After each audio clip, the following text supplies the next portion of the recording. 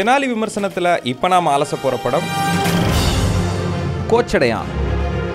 நீண்ட எதிர்பார்ப்புக்கு பிறகு சூப்பர் ஸ்டார் ரஜினிகாந்தின் நடிப்பில் வெளிவந்திருக்கும் படம் இது. Eros international media one global entertainment தயாரிப்பில் 3D அனிமேஷன் படமாக வெளிவந்திருக்கிற இதற்கு இயக்கம் சௌந்தர்யா ரஜினிகாந்த் அஸ்வின், இசை AR Rahman, editing Antony, audiography Oscar புகழ் ரசூல் பூக்குட்டி, கதை திரைக்கதை வசனம் KS ரவிக்குமார். சூப்பர் ஸ்டார் ரஜினிகாந்துடன் தீபிகா படுகோன், சரத்குமார், ஆதி, ருக்மிணி, சோபனா, நாசர், ஜாக்கி ஷெராப் இப்படி பலர் நடித்திருக்காங்க.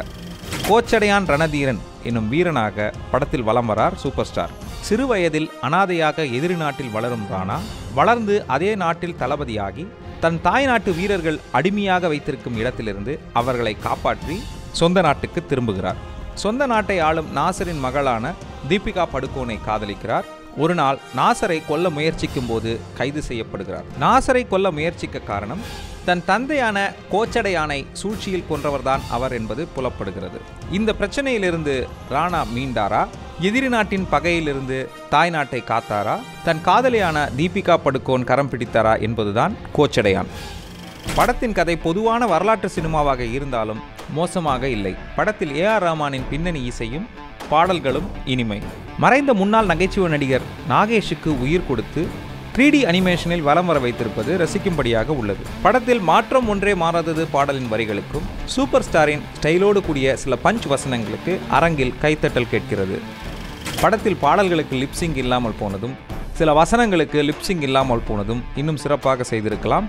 பல ஹாலிவுட் படங்களில் அனிமேஷன் காட்சிகளை பார்த்து பழகிய நம் மக்களுக்கு இந்த படத்தின் அனிமேஷன் சற்று ஏமாற்றத்தை தருகிறது.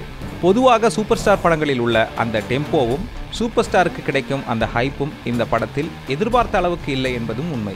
அனிமேஷனில் ஆடி பாடும் கதாபாத்திரங்களை பார்க்கும் பொழுது பாடல் காட்சிகளில் மக்கள் பொறுமையை இழக்கிறார்கள். இதுபோல் ஒரு நடிகரின் நடிப்பு பதிவாக்கத்தை அனிமேஷனுக்குள் பதிய வைத்து அதை முழுநீள திரைப்படமாக உருவாக்கும் முயற்சி இது இந்தியாவில் முதலாக ஒரு தமிழ் திரையுலகம் எடுத்திருப்பதை நாம் பாராட்டியே ஆக வேண்டும்.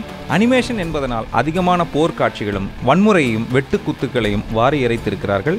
யதார்த்தத்தில் நாம் பார்க்க விரும்பாத உடலிலிருந்து தலை துண்டிக்கப்படும் காட்சிகள் அனிமேஷனில் எளிதாக காண்பிக்கப்படுகிறது. குழந்தைகளின் மனநிலைக்கு ஆரோக்கியமற்றதாக தோன்றினாலும் குறுகிய காலத்தில் நடிப்பு பதிவாக்கத்தை பயன்படுத்தி 3D அனிமேஷனில் உருவாக்கிய சாதனை படமான கோச்சடையான் ஒரு முறை பார்க்கலாம்.